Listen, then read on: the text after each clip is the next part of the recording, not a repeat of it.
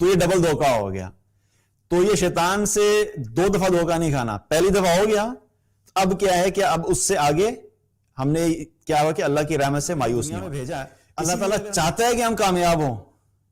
اللہ تعالیٰ نے ہمیں اس لیے نہیں بھیجا کہ ہم ناکام ہو جائیں, اور ہمیں کامیاب کرنے کے لیے اللہ سبحانہ تعالیٰ نے اتنے سارے آسان راستے ہمیں دکھا دیے کہ اگر ہم تھوڑی سی بھی ایفرٹ کریں تو ہم کامیاب لوگوں میں شامل ہو سکتے ہیں. معافی طلب کرنا یہ بڑا امپورٹنٹ ہے. بار بار کہ اللہ سے معافی مانگنا, گناہوں پہ توبہ کرنا, یہ بڑا امپورٹنٹ ہے. لیکن اگر کوئی شخص صرف یہی سوچ کے بیٹھا رہے کہ نہیں اللہ خود ہی معاف کر دے گا, میں معافی نہیں مانگوں گا, میں توبہ نہیں کروں گا, تو یہ بڑی خطرناک سچویشن ہے. دوسری چیز کیا ہے کہ غلطی ہونے کے بعد جو اکثر لوگ جس ڈائریکشن میں چلے جاتے ہیں اور بڑی خطرناک ہے, وہ کیا ہے کہ وہ اللہ کی رحمت سے مایوس ہونا شروع ہو جاتے ہیں. ابن قیم رحمۃ اللہ نے ایک بڑی خوبصورت بات فرمائی. انہوں نے کہا کہ دیکھو شیطان تمہیں 2 دفعہ دھوکہ نہ دینے پائے. پہلی بات کہ اس نے تم سے گناہ کیا, پہلا دھوکہ یہ کہ اس نے تم سے گناہ کروا دیا, اللہ کی نافرمانی کروا دی, یہ پہلا دھوکہ. اور دوسرا دھوکہ یہ کہ گناہ کروانے کے بعد وہ تمہیں اللہ کی رحمت سے مایوس کر دے, تو یہ ڈبل دھوکہ ہو گیا.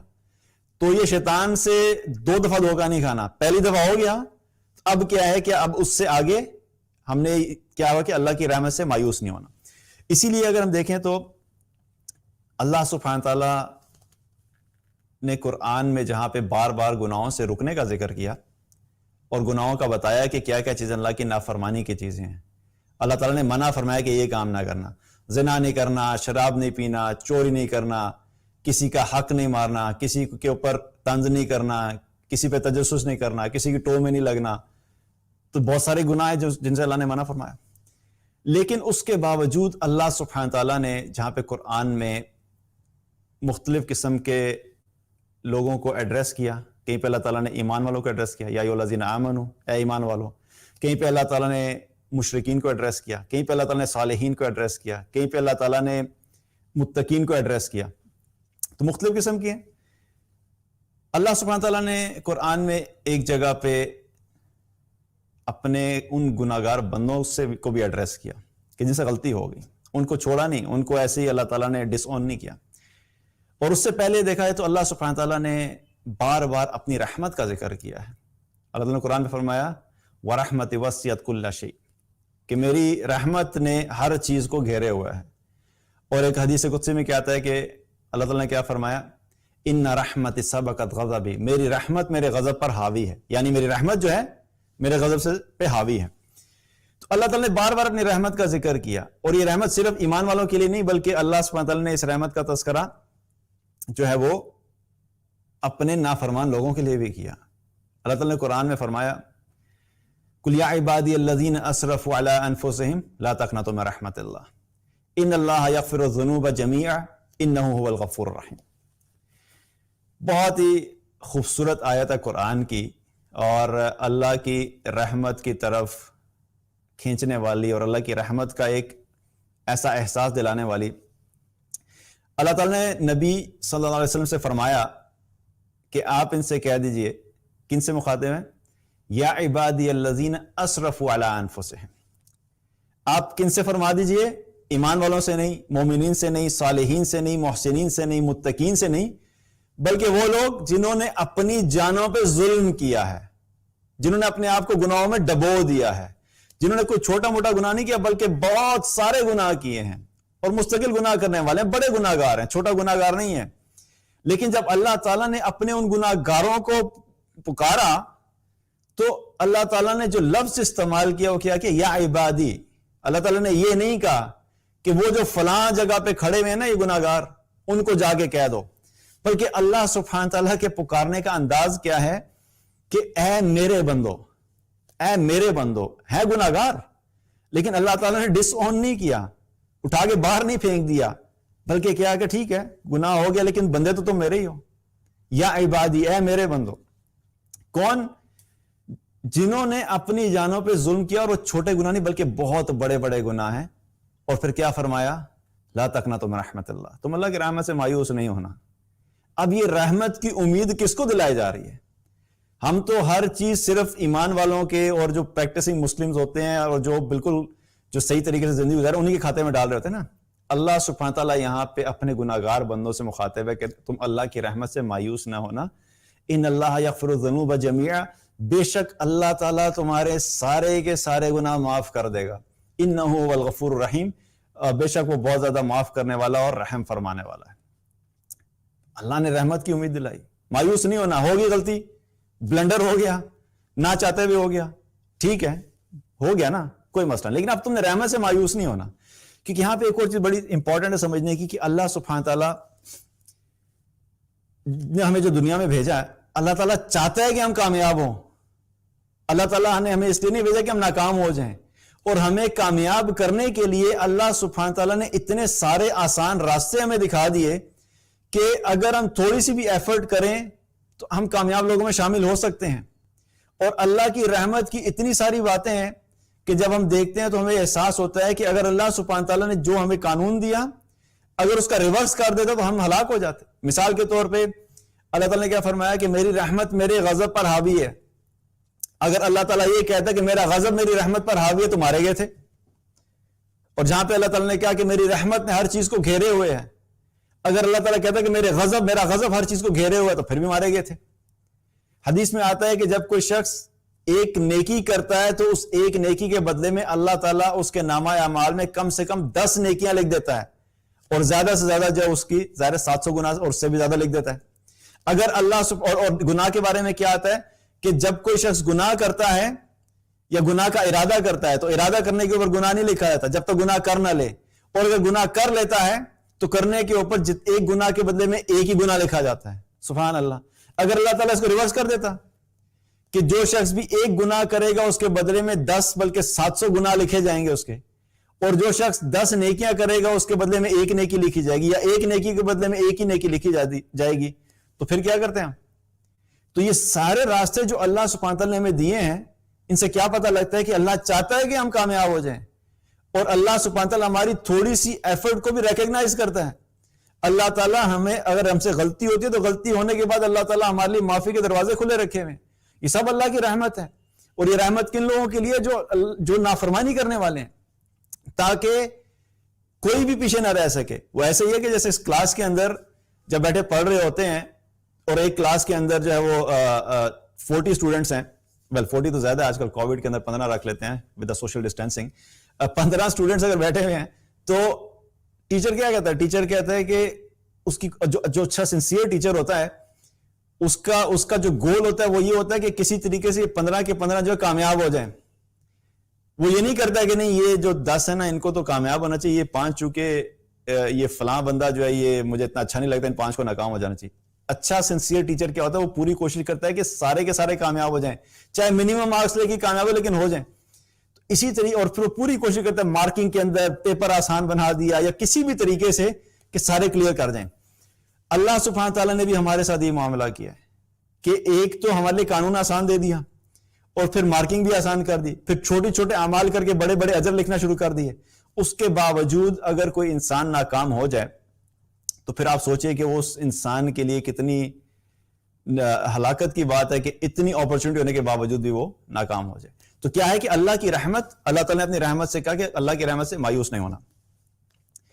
اور اللہ سبحانہ تعالیٰ کی رحمت کیسی ہے؟ صحیح مسلم کی روایت ہے،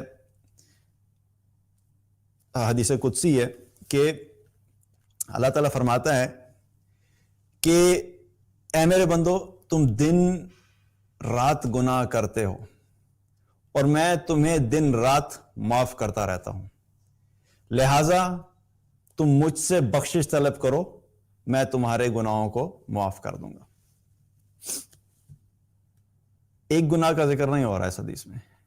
اللہ تعالیٰ کیا فرما رہے ہیں؟ تم دن رات گناہ کرتے ہو. آپ سوچئے سبحان اللہ، ایک بندہ جو دن بھی گناہ کرے رات بھی گناہ کرے اور روزانہ کرتا چلا جائے، اس کے کتنے گناہ ہوں گے؟